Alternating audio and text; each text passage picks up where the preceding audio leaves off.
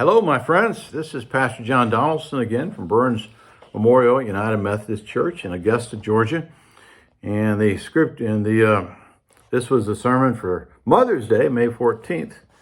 And our scripture on Sunday had to do with Timothy and his mama and his grandmother. Paul, writing Timothy, says in 1 Timothy chapter 1, verses 5, he says, "I remember your genuine faith, for you share the faith that first filled your grandmother Lois and your mother Eunice, and I know the same faith continues strong in you." The word of God for the people of God. Thanks be to God. Amen. Mother's Day is a big deal. I'm sure you had a good Mother's Day, and I'm sure you don't need to be told how big a deal it is, how exciting a day it is. According to the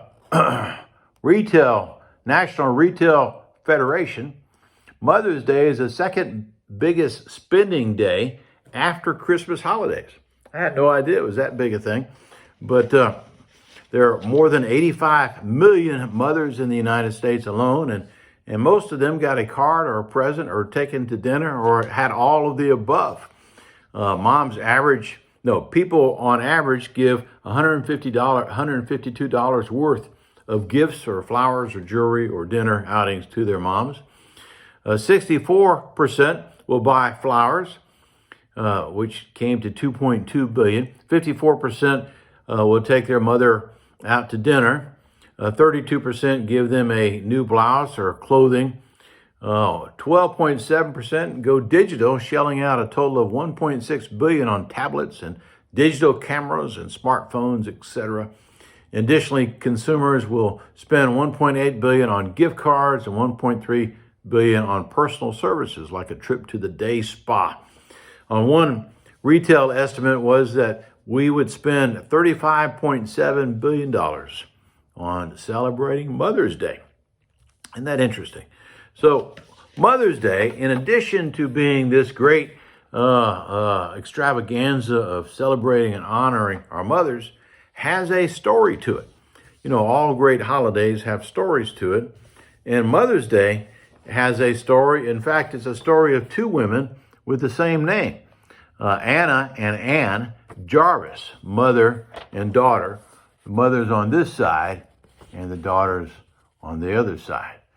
First, let me tell you about the mother. Anne Marie Reeves Jarvis was from Grafton, West Virginia. It's not too far from the Pennsylvania border, just south if you came straight south from Pittsburgh. She's the daughter of a Methodist minister and was active in the church at Andrews Methodist Episcopal Church there in Grafton, West Virginia. In Grafton, Virginia, because she comes from a time before Virginia was split between Virginia and West Virginia. In just her 20s, Anne grew concerned about the welfare of mountain women, especially how the young wives and young mothers were adapting to life. And so she organized something called Mother's Day work clubs. And she would, and these club folks, they would build cabins in the hills, and the cabins would serve as schools to support mothers. And they'd have classes in the cabins on cooking and childcare and health and hygiene. This is all before the Civil War. And Anne is just in her 20s, and she's organizing these and has a heart for the mothers of the community. When she is 29 years old, Anne Marie Jarvis, when she's 29 years old, the Civil War started, and she turned her Mother's Day work club into neutral sites for emergency clinics where soldiers from either side might receive food and care and clothing and have a respite where they could rest up and then go find other shelter. After the Civil War, Anne built on her neutrality in helping the communities come back together. She organized something, again, with the mother word in it. She organized Mother's Friendship Day, an event that recognized the community ties prior to the Civil War. That featured a dinner in which soldiers from both sides, who fought for the North and the South, who were from the same community, could sit down together at the same table. And Anna Jarvis, Sunday school teacher, community organizer, brought together people as if she was a mother for that community. And in today's world, she might have become a mayor or senator. In her world, those avenues are not open to women. And as she grew older, she stepped back from her activities. Slowly, the mothers' clubs disbanded, and she passed on in 1905, talking about this woman on this side. Most people didn't remember after a while what she had done for the community or her great gift of leadership or her great love for her communities. One of those who would not forget, though, was her namesake, Anna Marie Jarvis. Anna Marie here on the left. She was born during the Civil War and had grown up helping her mother doing this community work without pay or recognition in the most part. After her mother's death, the church was given, as it often is, given money in memorials in her mother's memory. And as these funds grew, representatives from the church asked Anna Marie, asked her what they should buy in memory of her mother, thinking probably, buy something or build something there for the church property. Anna said, no, what people needed to do, they needed to know that they were loved and appreciated while they were still alive. And so she asked that all the funds might be used to sponsor a day to honor all mothers, living and dead. This was agreed on. And so on the second Sunday in May, 1907, on the anniversary of her mother's death, Andrews Methodist Episcopal Church held a Mother's Day celebration, the first Mother's Day celebration in the United States. Anna Marie Jarvis used the memorial funds to sponsor the dinner to honor all the mothers of the congregation and gave them all white carnations because they were her mother's favorite flower. The following year, Anna convinced her own Methodist church in Philadelphia to hold a Mother's Day service. And after that, she quit her job and dedicated herself full-time to promoting a National Mother's Day. She worked through political channels and church channels so that in 1912, West Virginia became the first state to adopt an official Mother's Day. The same year, Methodists nationwide voted to have a Mother's Day.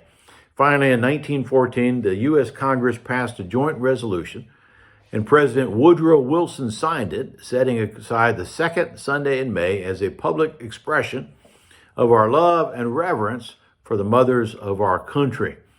Mother's Day is now observed everywhere in the United States, as well as 46 nations around the world. Happy Mother's Day. Just a side note, as the celebration became a national event and commercialization began to catch on with it, Miss Jarvis said that she wanted Mother's Day to be a day of sentiment, not a day of profit. I wonder what she would think about how we celebrate it today. She said, buying flowers and buying greeting cards were a poor excuse for letters you were too lazy to write. Not my words, Anna Marie Jarvis's words. Mother's Day came about because Anna Marie Jarvis wanted to honor her mother, Anne Marie Reeves Jarvis, and to honor all mothers who are often overlooked for all the good they do in the world. I think the Apostle Paul addresses this as he compares the church to a body. Paul says that every part of the body is important and needs to be appreciated because every part is valuable. So Paul says, just as a body, though one has many parts, but all the parts form one body, so it is with Christ.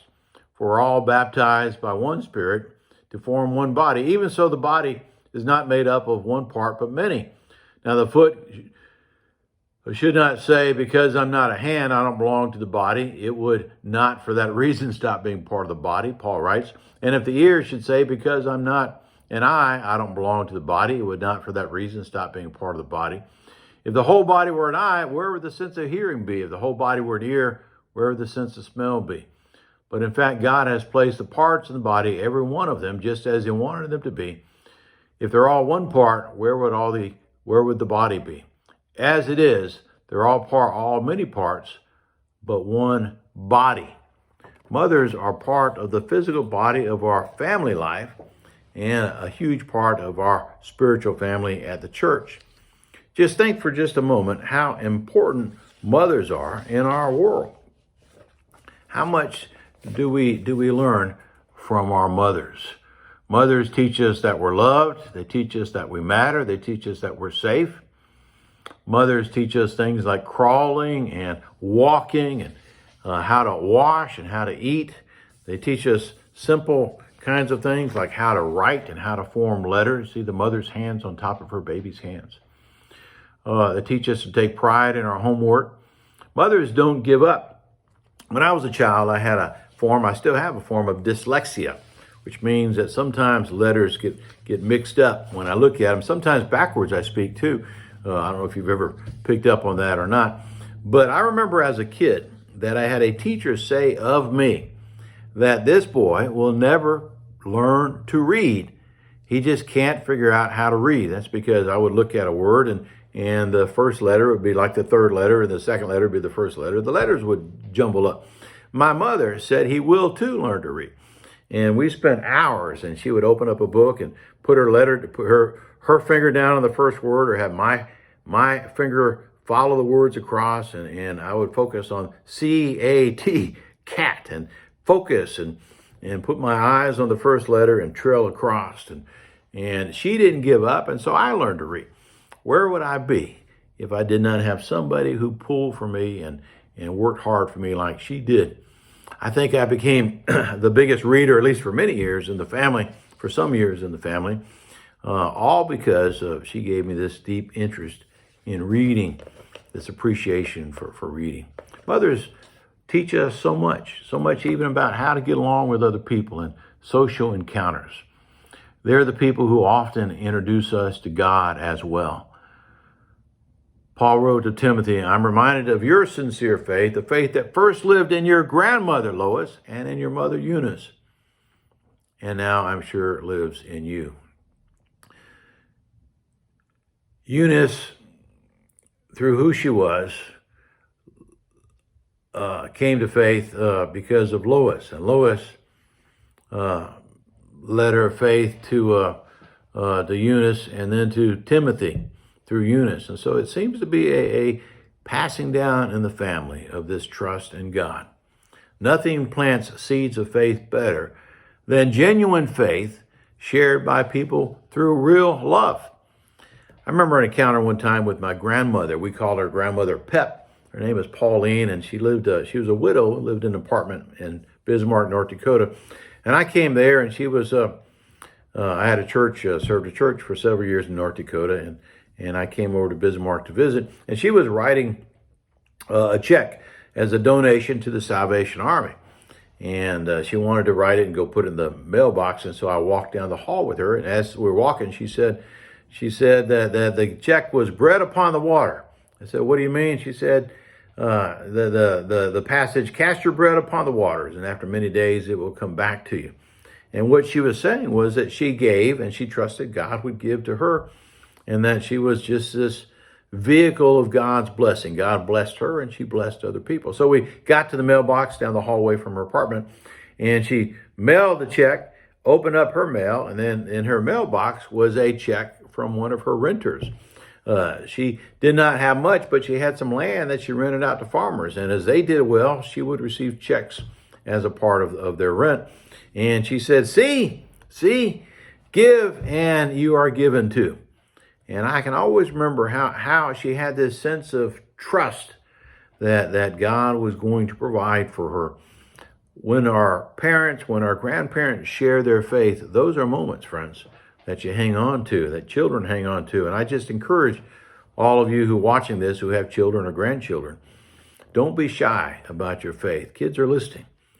Eyes are watching, kids are listening. So Paul spoke of Lois and Eunice and Timothy, this chain of faith.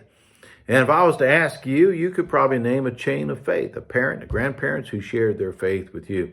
Part of Mother's Day is taking time to do this and to be thankful for those who have been mothers to you. You see so much generational faith in the Bible. Sarah to Isaac, Rebecca to Jacob, Jochebed to Moses, Hannah to Samuel, Ruth to Obed, to Jesse, to King David, this chain of faith.